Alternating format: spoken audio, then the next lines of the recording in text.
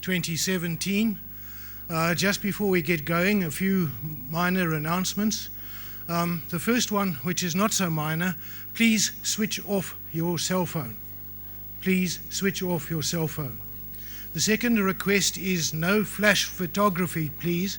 It has the potential to ruin the photographs of the official photographers. Then you can see where the exits are. Students on the stage, if you need to exit in the unlikely event, as they say on aircraft, your exit is through the backstage. Toilets are situated in that corner of the fountain court, and often after a graduation ceremony there's a long queue, so bear in mind that there are toilets in the same position on the next two floors as well. Then, although we have quite a lot of diplomas this afternoon, we do have a number of students graduating, so let me give you a crash course in what graduation is. Graduation dates back to at least the medieval universities in Europe.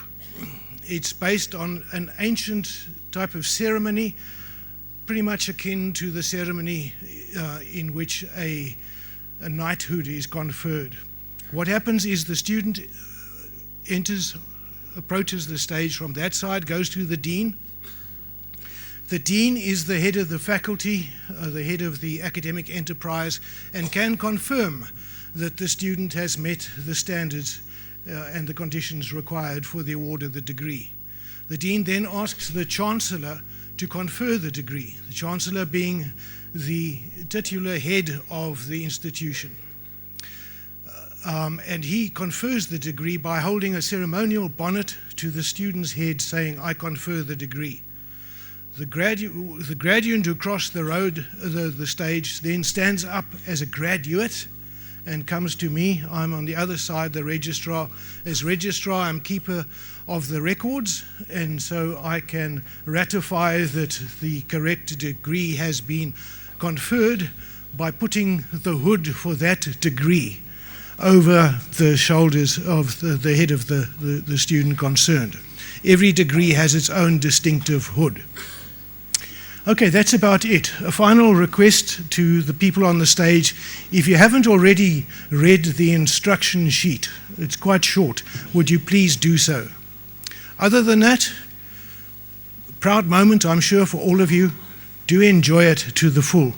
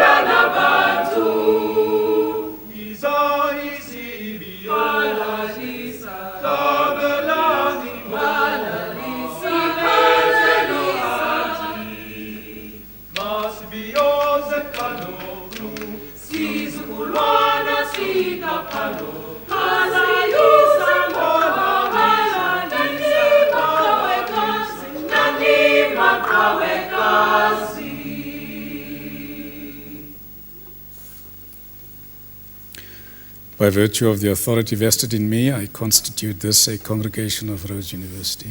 Please be seated.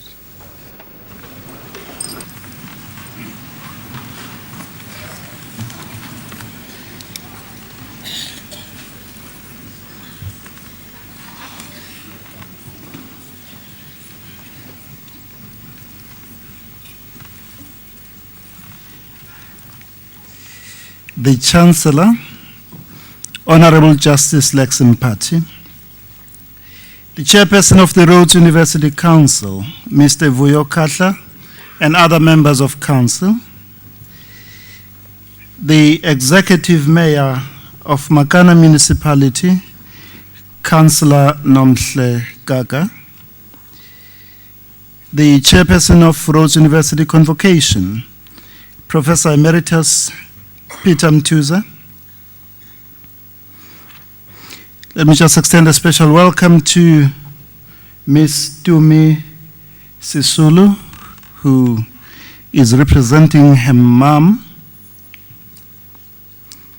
Our honorary graduates, the University Public Auditor, Distinguished Professor Paul Malem, Deputy Vice Chancellors, Deans, Registrar, Heads of Academic Department and Administrative Divisions, academic and support staff colleagues, President and other members of the Student Representative Council, proud parents, guardians, siblings, and friends of our graduates, honored guests, ladies and gentlemen, and most of all, our graduates.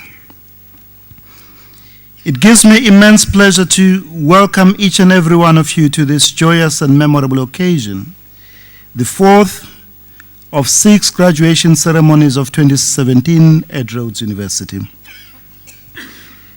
Graduation ceremonies are a major highlight in our university events calendar. They afford us a special opportunity to recognize, honor, and celebrate the academic success and achievements of our new graduates. Graduation marks one of the most memorable experiences in the life of a young person. It is a moment of joy and pride, time for celebration, reflection, and thanksgiving. On behalf of our council and the entire Rhodes University community, I warmly congratulate each one of you, our graduates, on your great accomplishment. You and your family are justifiably proud of your remarkable achievement. We take great pride in your fine accomplishments. I wish to extend special, warm, and heartfelt congratulations to those graduates who are the first in their family to earn a university degree. Having been one myself, I know too well what a proud and special moment this is for all of you. Years from now, you will look back on this day with great fondness and deep pride. For some of you, the journey to this day has been a long and a difficult one. It has been marked by twists and turns, failures, disappointments, and losses that threaten to derail your dreams, hopes, and aspirations. The fact that you are here this afternoon is testament to your incredible resilience, resolve, and fortitude to rise above all the hurdles that lay on your way. Your steadfast determination, perseverance, and commitment to succeed have carried you through. You know what? You have made it. You have succeeded against odds, and hearty congratulations. To the parents, guardians, siblings, friends, and loved ones, I wish to extend our deep appreciation for the unstinting support, encouragement, and constant reassurance you have given our students over the years. You are always there to cheer them on. You are there to lift them when they lost hope. And above all, you are there to love them when they needed you most. This graduation is a fitting tribute to all that you have done for our students. Hearty congratulations to you too. I can only imagine the deep sense of relief that you must be feeling now that you don't have to worry about tuition fees.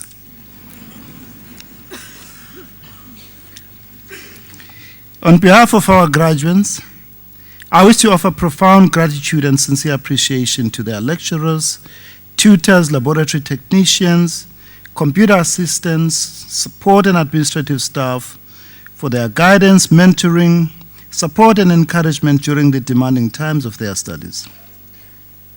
I also acknowledge with deep gratitude the role played by our cleaners, cooks, gardeners, janitorial staff, wardening staff, student leaders, sports societies, and clubs in creating a rich and supportive intellectual, social, and physical environment for our students to develop, grow, and succeed in their academic endeavors. The success of our students is their just reward. Our university is very fortunate to have outstanding, loyal, dedicated, and committed academic and support staff who take a deep and keen interest in the growth, development, and academic success of each and every one of our students. As a Vice Chancellor, I could not ask for more. In 5 of the 6 graduation ceremonies, we will recognize, honor, and celebrate distinguished individuals whose profound and exceptional contributions to our nation and humankind are worthy of our recognition. Their personal journeys and selfless service and sacrifices serve as an inspiration and an example worthy of emulation by all of us. These are women and men whose significant achievements and distinction in some field or selfless leadership set them apart from others and are consonant with our own institutional mission, purposes, and values. We are deeply grateful that they have honored us with their acceptance of our offer of recognition. Our graduates, your graduation ceremony this afternoon takes place at a particularly challenging time in the history of our young democracy. You graduate at a time when our country is at a crossroads. You graduate at a time when our nation is engulfed with anger, turbulence, and racial polarization. You graduate at a time when the foundations and pillars of our constitutional democracy are being challenged and tested. You are graduating into a society in which greed, corruption, deceit, and malfeasance have been perfected into an art form. And you are graduating into a society we could not have imagined even just a few months ago. And these are extraordinary times. These are uncertain times. We are witnessing extraordinary events unfolding in front of our own eyes. Much is at stake. Our country is in trouble. Our country is in a deep crisis. Our country has been pushed to a breaking point. And our society is unraveling fast. Many in our society feel trapped in a state of powerlessness, in a state of hopelessness, and in a state of helplessness. As you graduate this afternoon, I wish to remind you that your country has never needed you more. Your country needs your integrity and honesty. Your country needs your skills. Your country needs your fresh and innovative ideas. Your country needs your talents, knowledge, and expertise. Your country needs your youthful idealism and your resourcefulness. Your country needs your courage. Courage that will speak truth to falsehoods and challenge the spin and sham explanations that discredit and insult us all. You have a significant contribution to make in ensuring that we pull our country out of the abyss in which it finds itself. The recent political and economic developments in our country should give us pause for thought and reflection about the society that we have become and what the future of our country might hold in store for us. We might argue, debate, and possibly agree to disagree on how we got to this stage. What is beyond dispute, though, is that at the core of the challenges facing our nation is the spectacular failure of political leadership. Indeed, if nothing else, the current crisis should underline the importance of electing leaders that are competent, accountable, honest, and trustworthy. Our nation is in desperate need of quality leadership, good leadership, caring leadership, compassionate leadership, bold and courageous leadership, moral and ethical leadership. In future, when we choose leaders, we must take to heart the sage advice of Octavia Butler, a celebrated African-American science fiction writer, when she says, I quote, "Choose your leaders with wisdom and forethought. To be led by a coward is to be controlled by all that the coward fears. To be led by a fool is to be led by the opportunists who control the fool. To be led by a thief is to offer up your most precious treasures to be stolen. To be led by a liar is to ask to be told lies. And to be led by a tyrant is to sell yourself and those you love into slavery," end quote. All our challenges notwithstanding, we should never allow apathy, despair, cynicism, or despondency to take hold in our society. It is an inevitability of nature that even the darkest night has to give way to the light of a bright new day. This too shall pass. And this is the significance of your graduation this afternoon. Hope, optimism, and a promise of a better tomorrow. Given all we have experienced in South African history, of all peoples, we cannot afford to lose the hope that sustained us in the dark days of apartheid. We cannot afford not to imagine a better society and a better world than the one which we pray we inhabit temporarily. You, our graduates, have received what is unarguably the best higher education from one of the finest universities in the country. Your education has equipped you with knowledge and developed the values to imagine a different and a better future for our society. Equally importantly, your education has given you the skills and abilities to be able to contribute to a tomorrow that is more just, more fair, more honest, and more respectful of every citizen, regardless of whether you are moving into the world of work or pursuing further qualification.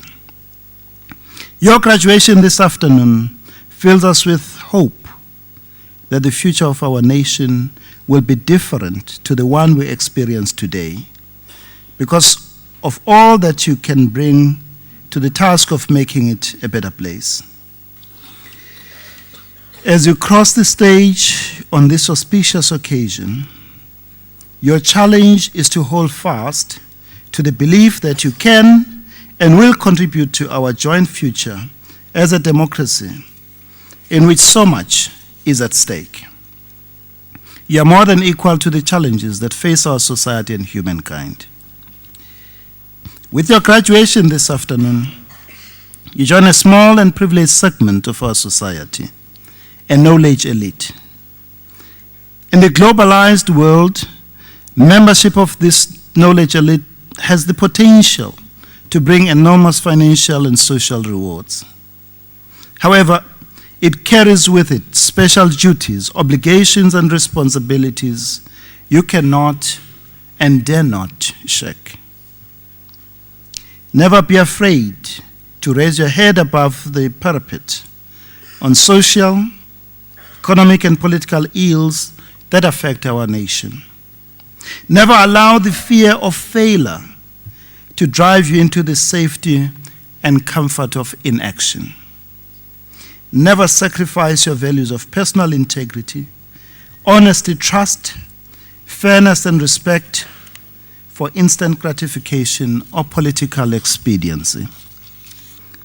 We expect you to use your knowledge, skills, and ingenuity to improve the human condition. We expect you to use your privileged position as a truly educated woman or man to advance social justice, substantive equality, and human dignity for all. We expect you to stand up for what is just, right, and fair. We are sending you out into the world as liberated, educated, compassionate, and caring people, so that your presence can liberate others. We are sending you out as a voice for good. We are sending you out to serve our society and humanity with honor, integrity, and humility. Above all, as a member of the knowledge elite, we are sending you out as a voice of the voiceless, as a voice of reason, truth, justice, and hope in a society and world fraught with frightening levels of anger, intolerance, poverty, and inequality. We may have not taught you everything you need to know to navigate the challenges and pitfalls of life. Reason and experience tells us we could not have done this even if we tried. However, your education at a university like this has given you the ability to learn how to do things regardless of the mistakes that you may make as you move forward. And of course, as Alvin Toffler has pointed out, learning often involves unlearning and relearning. So never cease to learn, unlearn, and relearn. Take any situation and experience as an opportunity to learn, to unlearn, and to relearn, an opportunity for personal growth and development. As you move on with the next phase of your lives, never cease to appreciate the value of learning, the significance of knowledge, the strength of ideas, the merit of asking questions, the usefulness of theory, the need for reason and evidence, the power of logic, the benefits that come from clear thinking and thoughtful argument. Above all, never forget that one of the most important things we have tried to teach you is the value of keeping a mind open to views and perspectives that are different to those you may hold initially. As a graduate who has experienced a higher education, be especially vigilant of the anti-intellectualism, populist rhetoric, and empty sloganeering that have taken root in this post-truth era. Bring all you have learned in your time at Rhodes to the questioning of unsubstantiated claims that pass for facts. Whatever your choices that you make in life, never elevate personal ambition or single-minded pursuit of material or financial gain above everything else. Whatever the future holds for you, always strive to be the best that you possibly can be. Always strive to live a life of virtue, a life of consequence, guided by Mahatma Gandhi's injunction that we should live simply so others may simply live.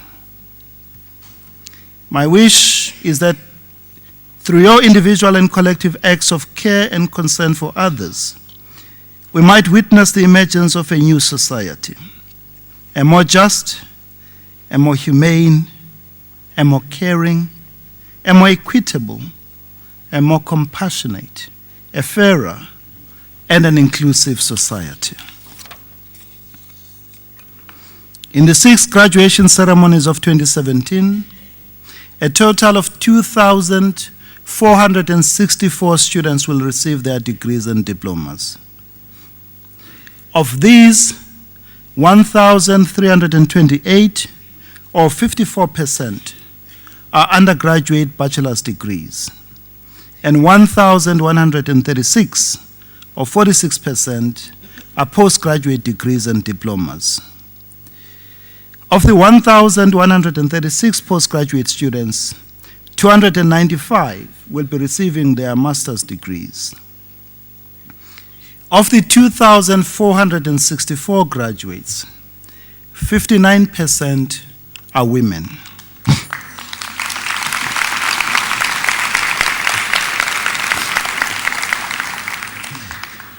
Sithi malibongwe. Malibongwe. Masibonge imbokodo. And 21% are international students.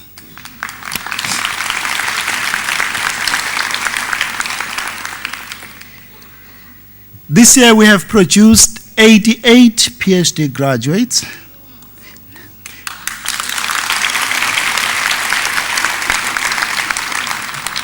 This is up from 67 of 2016.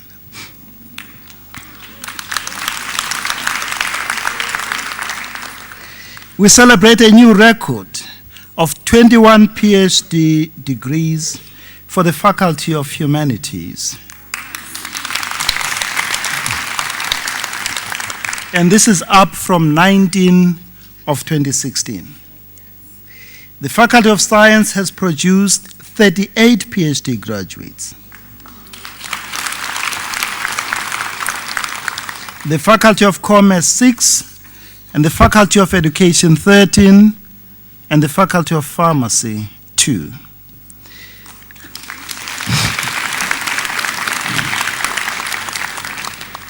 All our faculties have done exceedingly well. Our warm congratulations to all our faculty deans, heads of department, and the academic and support staff of our academic departments. To our graduates, with your graduation this afternoon, you join a special community of our alumni, extraordinary women and men who are making remarkable contributions in many and diverse fields of human endeavor.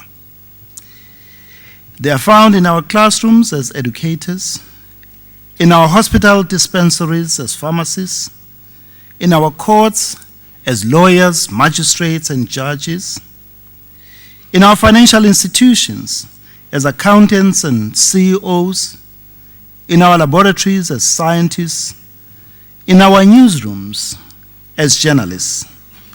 Many of them are entrepreneurs, and they are thought leaders. They are all playing their part to create a better society and a better world.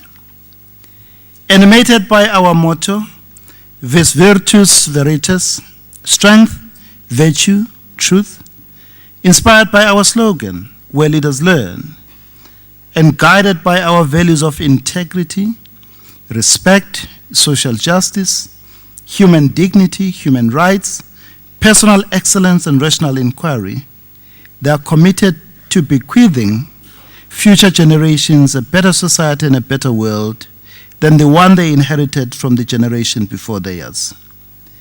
We will expect no less from you.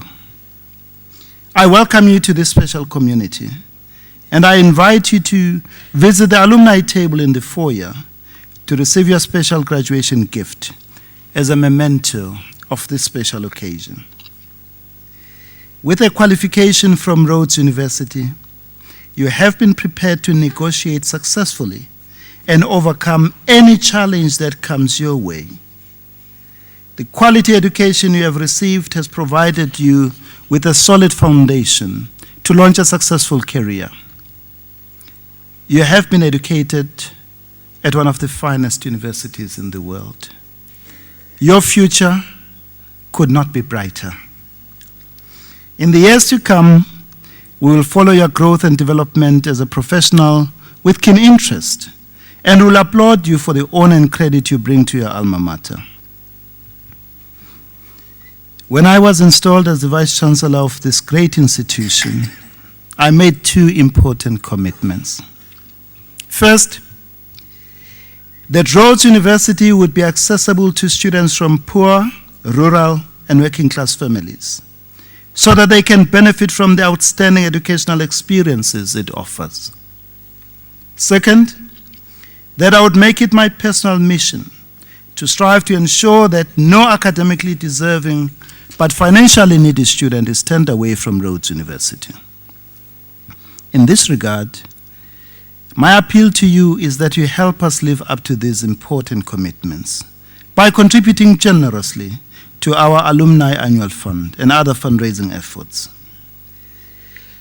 I'm pleased to announce that in May, we will be launching an ambitious fundraising campaign, Isi Vivane Student Financial Aid Fund, to ensure that we make quality and life-changing education accessible and affordable to all young people of our country, irrespective of their financial position. Your support is vital if we are to continue to make the learning experiences we value so greatly here more available to all. In the final chapter of his book, Long Walk to Freedom, President Nelson Mandela writes, I quote, I've walked that long road to freedom. I've tried not to falter. I've made missteps along the way. But I've discovered the secret that after climbing a great hill, one only finds that there are many more hills to climb. I've taken a moment here to rest, to see a view of the glorious vista that surrounds me, to look back on the distance I have come. But I can only rest for a moment, for with freedom come responsibilities, and I dare not linger, for my long walk is not ended. End quote. This afternoon, we are taking a moment to rest, to steal a view of the glorious vista of your fabulous accomplishments, to look back on the distance you have traveled. This is a wonderful opportunity for you to pause and look back on the journey you have completed and look forward into the promising future that lies ahead. You dare not linger, for your own long walk is not yet ended. Today is your special day to cherish and remember. You have earned it. May you look back on this glorious day with great pride and warm memories, and may it serve as an inspiration and a springboard towards better and exciting things for you in life. Let me conclude by paying a special tribute to the wonderful women and men who have worked tirelessly to make our graduation ceremonies possible. They normally work behind the scenes to ensure that our graduation ceremonies run without a hitch. These are the people who have worked extra hard to ensure that the names of our graduates appeared on the graduation program in the right place, in the right order, and for the right qualification. You see, they wanted to be sure that the moment of glory of each one of our graduates was a truly memorable experience. There are too many to mention, but permit me to single out a few. There's an army of student volunteers who have sacrificed their holidays to be ushers for these graduation ceremonies.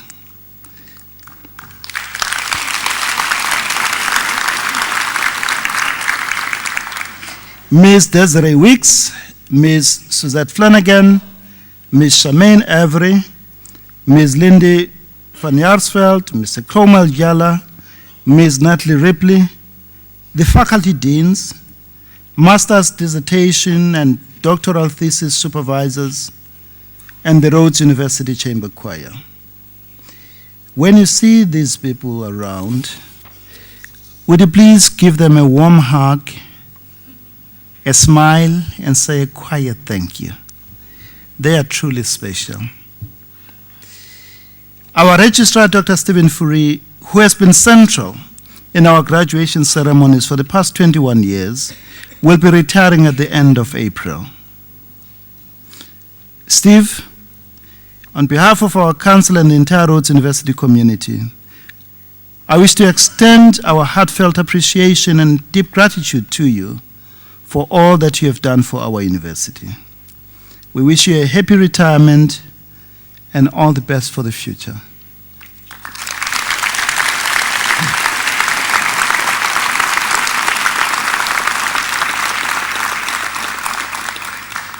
Let me conclude with the inspiring words of President Nelson Mandela, which I hope will guide our graduates.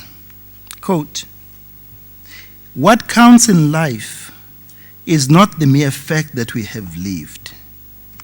It is what difference we have made to the lives of others that will determine the significance of the life we lead." Congratulations.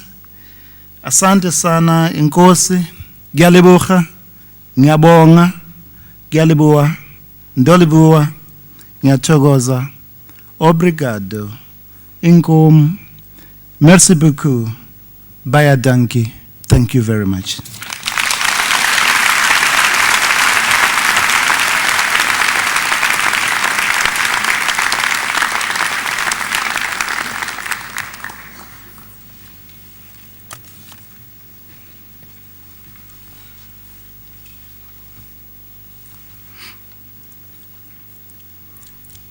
If one was to identify two factors that seriously impede a young person's chances in life, one would be poverty and hunger, the other a lack of access to a proper education. In both these areas, Sheila Sisulu has made a major contribution in addressing and trying to rectify the disadvantages and marginalization experienced by so many people on our continent. In so doing, devoting much of her life to furthering educational opportunities and promoting food security among impoverished communities. Sadly, our honorary graduand cannot be present today. Recently, she broke her ankle and had to be hospitalized after complications, spending some time in the ICU. She's on the road to recovery, and we wish her a full recovery. And we thank her daughter, Tumi Sisulu, for representing her mother.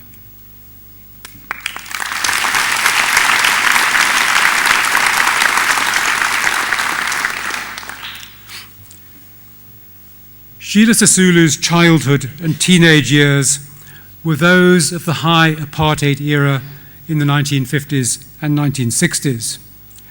Born in Soweto, where her parents ran a corner store, she entered primary school just at the time when the apartheid government introduced the iniquitous Bantu education system. Not long after starting school, her parents kept her at home one day, on a day that the police and army were about to launch a raid on their township. At the same time, the government announced that any teacher or learner who was not at school on that day would be expelled or dismissed, this resulting in her being unable to return to school for 6 months. From the age of 12, she attended a good boarding school in Swaziland, but during her holidays continued to experience the iniquities of apartheid, the rigid racial segregation, the denial of access to facilities, and at the age of 16, having to acquire the dreaded passbook, this branding her as a second-class citizen in the country of her birth. There followed a BA degree obtained at the Lesotho campus of what was then the University of Botswana, Lesotho and Swaziland. Then stints working as a teacher in Soweto, among other positions. In the meantime, she married Umhlongizi Sisulu. Her new father-in-law, Walter Sisulu, still in jail and unable to attend the wedding. And her mother-in-law, Albertina Sisulu, also not permitted to attend, being under house arrest. So the ceremony held in a tent across the road from her driveway, from where she could watch. Albertina would be like a second mother to Sheila, acting as the midwife for the birth of her first child and taking on a major caring role for the child. Not sure if that's to me. And Sheila remembers the most moving moment in her life, Walter Sisulu's release from prison in October 1989. Her involvement in the educational side of the liberation movement began in the mid-1970s when joining the South African Committee on Higher Education, SACED, taking on various roles. In particular, heading a program to provide young people persecuted and marginalized by apartheid with opportunities to receive a quality education along progressive lines. Many of these students would in time join the anti-apartheid movement and later rise to influential positions in the post-apartheid era. Educational work continued with a move to the South African Council of Churches in 1988, there playing a leading role in persuading church leaders to support the development of a new, equitable educational order to replace apartheid's Bantu education system, and then directing a program to guide and mentor young black South Africans whose involvement in protest action had deprived them of a formal education. These were the transitional years of the early 1990s, the ending of apartheid and the dawn of democracy. And for Sheila Sisulu, at this time, youth development had to be high on the agenda during the deliberations for a new dispensation in post-apartheid South Africa. Come 1994, and her experience in promoting inclusive, progressive education, this brought her a position as advisor to the Minister of Education, a key role at a time when the government had to disentangle the old racially fragmented apartheid educational order and establish a new non-racial unitary system. At the same time, she championed educational policies that provided for gender equality, early childhood education, the development of a school meals program, and learner-based strategies to prevent the spread of HIV/AIDS. There followed a 6-year stint in the diplomatic world, serving first as Consul General in New York and then as South Africa's first woman ambassador to the United States, tasked with securing foreign investment for the country. For the past 14 years, her main involvement has been in the realm of food security. From 2003, serving as Deputy Executive Director of the World Food Programme based in Rome. There, her role has been to work with governments in developing countries to seek sustainable, long-term solutions to the problem of food security. While the World Food Programme offers emergency relief, it also strives to stimulate local production.